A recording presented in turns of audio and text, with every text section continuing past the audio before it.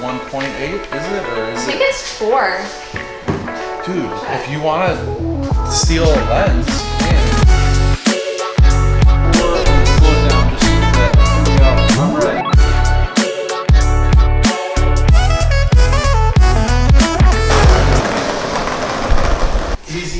He gets all angsty when someone has a camera and they're pointing it at him.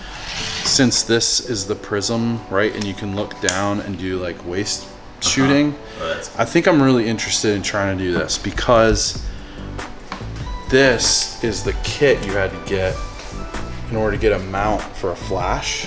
And you had to put this on here and then do that, and I haven't had this, so I couldn't like mount a GoPro to record myself, and now I can. So I think I'm leaning towards this guy. That'd be fun. There's always so many possibilities when it comes to photography, and just being around other creatives like yourselves is got me like going all different directions and really excited. But we finally unified it down. We're gonna shoot some film today. So we've got the Pentax K1000, which was one of my favorite cameras, even though it was my beginner camera. You can see my version of it, a little more beat up. But she's using my lens, which is a 1.7 that I had on there. It's awesome, all mechanical. There is a battery in it, but it's only for the meter. But everything works mechanically, and that's beautiful. I love it, love it, love it. And so since she's doing that, I'm like, okay, I don't want to do medium format or any of that. I'm just gonna bring my Nikon. So it'll be kind of like a Canon Nikon, not Canon, a Pentax Nikon kind of shootout, if you will. And I haven't been able to use this in a little while because I want to slap on a GoPro on here and get a little extra footage myself. But yeah, I'm really excited to be using this one, which I will be shooting with Portra. The box is over here, sorry. Portra 160 for exceptional skin tones. Because I think you guys have great skin tones. And you're gonna be my models probably. So that's what we're gonna do. I do have 2 shots left on this, which is like the really, really baby brother to the other one. And I wanna slap this lens on here because it's a lower, it's got a 35mm. Anyway, but today's just about going out and shooting, right? Yep. And experimenting a little bit and stuff like that. So, yep. That's what I'm gonna do. And then I'll probably bring one of the digital cameras just in case I blow through the film really fast, which always happens. Yeah. So, cool. but I'm excited. You ready to do this? Let's go. Yes. I'll bring some 850. Almost ready. 5 gum, baby. So I like to think about things in more than just the typical, like, you know, you're looking at something from a photographer standpoint of like, oh, how's the lighting? What's the backdrop? You know, what are the colors? Yeah. Atmosphere, all that. But space, specifically where things are located to other things. Because you can take the smallest room and totally transform it into a wonderland, basically, by how you shoot, right? So I think that one of the best skills you can actually pick up as a photographer is the ability to make something out of nothing, basically. But you're always on the lookout for what's my space, what are my distances between my subject and where I can place them and the backdrop that I have in my head, you know? So anyway, that's what I was meaning by that church back there that just painted their, you know, white walls. It's like, I could be meaning, oh, I just want to shoot someone on a white wall. It's like, well, you can find a lot of white walls, right? Or white brick.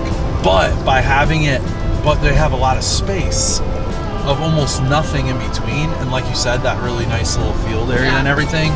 Awesome, awesome, awesome. Because of that space, now I can choose a longer focal length and pick the right amount of like blurriness, bokeh, all those things. Like they come into play like way more often than ever. And then that's where you're like changing your lens or your focal length, because now you're like, okay, I'm gonna shoot 35 and get like the whole scene, the whole story, or I'm gonna go like 150 or 85 or whatever. But that decision making is happening with me even when I don't have a camera. Like I'm legitimately going to like McDonald's with the family or whatever, and I'm just like, let's see, what lens would I use for this shot? You know, and it's like you don't even have a camera. Okay.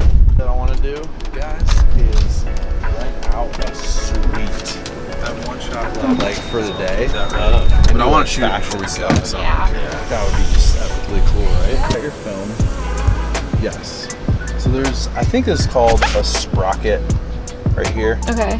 And these go inside the holes to the film. So yeah, sometimes I like lean it up against something. And notice this for later when we do our developing, that we'll have to cut this flat right here. Okay. But that helps us get started. Okay. Yeah, you got it. Then the other part, as you can see in here, you want to like push down and there's teeth. Yeah, I think it clicked beautifully. Yeah. Because if you miss, then it won't actually be spinning. But you got it. Good. And then what you're gonna want to do, I could have just loaded with you, but this is actually, yeah, then you'll pull your film out long enough to poke into this guy. Yeah, perfect. And then shove it in there. It just needs to be enough to grab for the first catch. So now you're gonna go ahead and advance the film. And you're doing all right. No, you're good. And then you're gonna look to make sure it's inside the sprockets. Is it inside? Looks like it is. You got it enough of a click. There you go. Then close the back. Is that okay that it's kind of like... Yeah, it's because we kind of played with it, so... It was not okay. What you can do is re-pull this out and bend it a little bit. Which way? This way. And that'll kind of tighten it back up. There it goes. Okay. Yeah. Okay. It'll be, I think it'll be fine. It was not fine. Okay. Close the back. Because that first bit of the lead, is all just burned. Okay. In the process. So now you're gonna go ahead and take a shot. It's not ready, so this won't hurt anything. Okay. You're just gonna take your first shot if it's of nothing. Okay. One. Yep. Okay. That's perfect. That's good. Okay. Cool. You are now I know what I'm armed doing. and ready. Yes. I'm pro already. So Ally made the mistake that all film photographers will make at least once when shooting film. Just so happened that it was the first time when we went out. Basically, as you saw, the film wasn't properly secured into the camera, and that just made the film pop out. So when she thought she was taking photos throughout the day, it wasn't the case. So as you can see here, we won't have her shots, we'll just have Joe's. But it's okay, because we learned from it, and it was a good experience, and it was a good laugh. Could have been worse. Anyways, back to the video. I'm gonna do some portrait 160. Get this loaded in.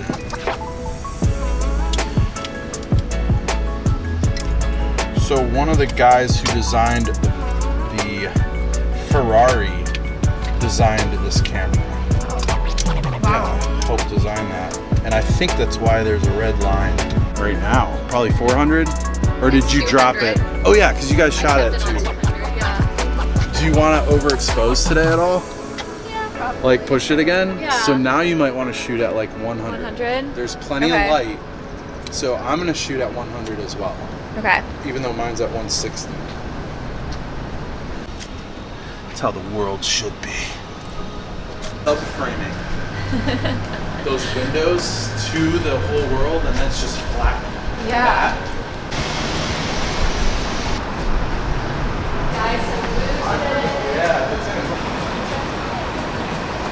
What I'm going to do is subframe the picture itself into this window, right? So it's going to feel kind of panoramic, and then she's going to cut through the panoramic with her body, right? So she's literally piercing into, if you will, the subframe. Yeah. So, you know what I saw, and this always happens to me, is even while you were walking and holding it, it's just cool, you're going Yeah, right. Okay, so I'm gonna do 2 shots, that's it, all right? One shot's gonna be like this, just chilling. All right, put the bag down on the ground. Yep, and then shift it just a little bit so I see your feet. I know, all right, at 4, I'm gonna slow it down just a little bit. Here we go, I'm ready, here we go. 3, 2, 1, nice. Okay, so subframing is where you actually have, sometimes it can be very obvious, sometimes it can be very subtle. And a lot of times when you're looking at a scene, you already have a frame in mind as a photographer, because you know that you don't have all this peripheral vision that's going to be in your shot unless you're shooting with a fisheye lens, right? So you're going to look for things that create new frames within the frame you're thinking of, right? So we've got tons of little windows and things, and there's a subframe happening dividing up the scenes here. If you shoot it right, you could have a subject and then just a cloud. Yeah. You know, and like really isolate things so they can be set, they can set off moods, they can set off all kinds of things. But anyway, that was a really rough description of subframing. Well, there's like a white one. Oh, that'd be awesome. Kind of lean on the rail and look out like that way. Yeah, I like that. Go ahead and have more of your wrist. Yeah. Yeah, I'm shooting down here. Also reach out further. You know what I mean? So the pressure is positive. One. I love it. I love it. I love it. Could get a cool shot, like. Just like peek out and hold it. We're gonna hold 2, 1. Oh. Yeah. So you can clean the palette by using something that's always there, and that's the sky. So if you ever want to like really seclude your subject, we do it with walls all the time, but change the angle up and you can get a totally different view of everything. It's kind of fun. Yeah. As a matter of fact, I might be able to get like city doing L from up there. Someone could sit here and then shoot up like this way. Like Oh, and it goes all the way up. Like really cool. Well, You want me to get up here? oh yes, ma'am. Oh, I hope I didn't stick my tongue out. Oh my gosh. Might I like Peace to the world.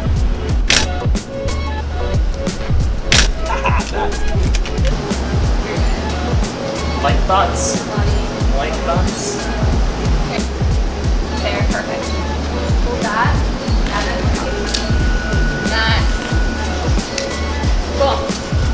Gotta get focused.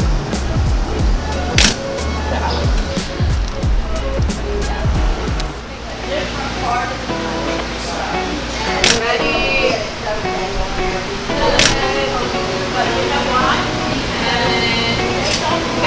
Leg day.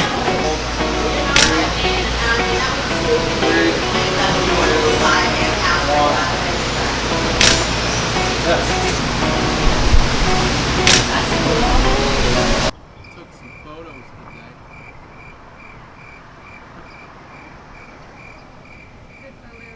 Good photos. Hopefully.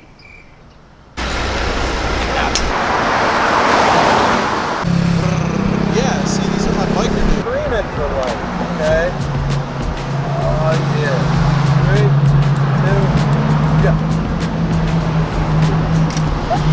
2, go. One more, keep going. Right there. I had to time it with the front. I wanted to get the front motion. That was the I last. hope it's not just like That was the my last. hair. Yes, I can't wait to develop these. There it is, boom, 160, ready to go, baby, right there. I know what to do. Bring out the big guns. Either Cine Still 50D, that would be beautiful, or, yeah, we're doing Cine Still 50D, and you're gonna lay on the table and put your head right here, Okay. and I'm gonna shoot down. Got it? Okay. Okay, all right. So we got some SX70. Light behind you.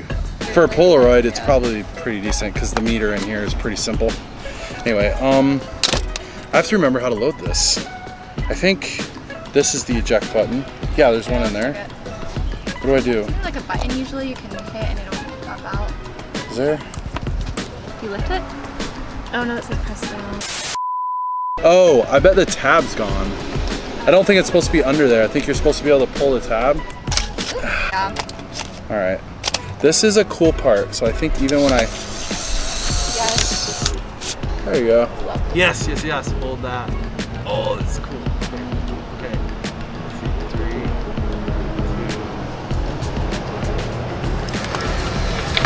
2. This goes in. That's your sensor. We're gonna drop this in here. Right in there. And then what we look for is that arrow. Oh, cool. Bang. And boom. Boom. We're ready. Let's do it. I know, that's what I was wondering. Here's some free water.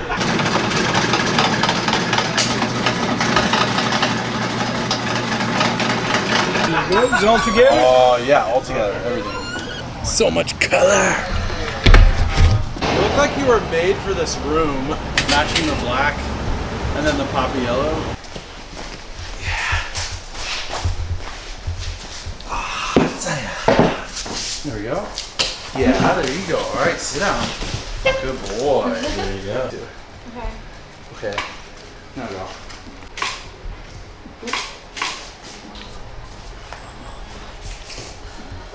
Hey. 1, 2, 3. Oh no!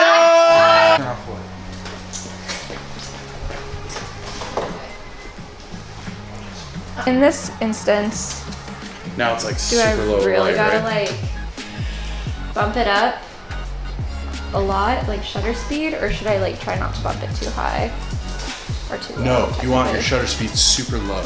Oh, I do.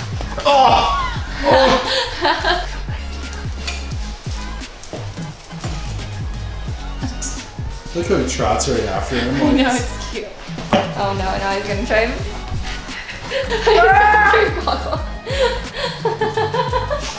I think I got protective eyewear. All right, I'm gonna yell his name. You ready? Yes. Coda! Coda! Move back further under the light. 2, 3. Now I've actually got a simulator on this right now. But what I'm trying to do is get this set up for my film Pentax. No. So that's, you see that moody, Hey, no, not. It's mean. that kind of moody, super high contrast look. That's what I'm going for. I liked it when she leaned up a lot. So I'm probably gonna have her on the edge of the chair, like way up, Butt stretch too. and blur out the backdrop. F2.5, so wait, let me go to F, So good. I wanna shoot at F4. Oh, it's pretty dark. F4 to 60th with that brightness. So we're gonna pump up the brightness just a little bit. Wait. We're so close. We're doing great. Yeah, here, let's go to 1/8 probably. Oh, that's perfect. Oh, this is edgy and cool and I love it. And then really get up on the edge. It's gonna be the most uncomfortable whatever thing. It's beautiful. That's it. This is it. This is great. And then I don't mind if the hair is falling funky ways. Yeah, I like it. Yep, good. Yep, and then chin into light just a little bit. Yeah, you always want, just a little like kiss of light. Yep, is what we're looking for. Okay, I'm gonna frame it now. I'm gonna make sure the flash is working. And then let's see. Oh, yeah. I like this. Yep, that's beautiful. The hardest part for me is gonna be getting focused with low light. Got it on. Beautiful. 2, 1. Okay, 2, 1. My watch is talking to me. I know, it's like 3, 2, 1. Yeah, hold that. 3, 2, 1. Boom! Boom! We're done. He's done. Then pop it. Yep. Do I wind it? And then you The way wind it the the way arrow. the arrow's going. Yep. And you just go to town on it. Ooh, Oh yeah. What happened? Did it get loose? it feels very loose. Uh-oh. That could be really bad, by the way. That could mean, and I might open it up in the dark bag to make sure. But Okay. you let me feel it. I might, It's really loose. like super, super loose? Yeah. I heard something pop. When you did that? Yeah. Was this is undone. You made it to 30 on here. Doctor, you're gonna have to shoot a ton of photos here in a second. I'm just kidding. I mean, If you have to. All right, so, that'd be so heartbreaking. It'd be your first I heart. learned I learned a lot from it. Like, Yeah, I just the learned kind of the process. process. It wouldn't be the end of the world, but I'm on my knees now. Please, Lord. if anything, we have this rule that we gotta go through. Well, it means you still have a roll. Let's see. Oh, it's all in there, which we have no way of knowing. So, we're safe to pull it out, but I don't know if I even want to expose it. It's up to you. We could try if you want to just see it was if it super worked. cheap. I don't What would happen if care you that. reshot? Then nothing would happen if it didn't actually. I'm feeling it. Yeah, we're good. So there it is. But it's all closed up. So, but that doesn't make. Oh man, that's got me. We cranked it. Yeah, that's weird. That one's really I'd weird. say just do it. I'm not like. All right. I wouldn't be like. So still develop it? Yeah, it is what it is. That's not any fun.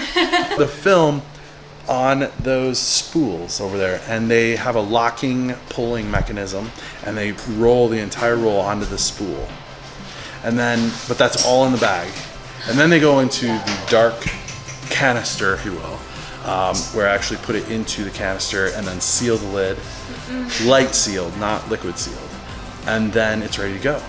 The next step is to put the developer into that canister. The developer works for about 3.5 minutes of me mixing it and then waiting and then mixing some more. After it's developed, we want to stop the developer, so we use a Blix Just have to make sure and it's we all pour that film. in, and that stops the chemical process on the film, and that's about an 8-minute process. And then we empty that out, and then we rinse it, and then we pull it out and see what we got. And that's the fun part. And then we let it dry. And then we scan it. And then we put it into Lightroom. And then we post it. Then we post it. That's exactly it. But yeah, that's what's about to happen. And no, that wasn't the last time I went. Last time I went was with. So we ended the day eating s'mores, hanging out by the fire with the Eversons, and it was a pretty great ending to what was a pretty awesome day. Got to shoot film, develop film, scan it, and definitely won't be the last. If you made it this far, I just want to say thank you for watching. Be sure to like and subscribe, and we'll see you next time.